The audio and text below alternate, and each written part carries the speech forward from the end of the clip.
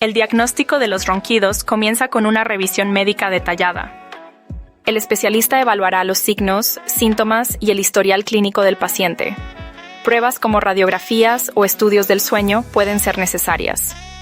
Los ronquidos ocurren cuando el flujo de aire está parcialmente obstruido, haciendo vibrar los tejidos blandos.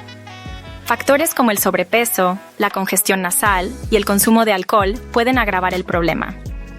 Roncar afecta la calidad del sueño y puede derivar en problemas de salud como bronquitis crónica. Cambios de hábitos como dormir de costado y tratar alergias pueden ayudar. Dispositivos bucales y tiras nasales son opciones simples. Si los ronquidos persisten, es esencial buscar ayuda médica.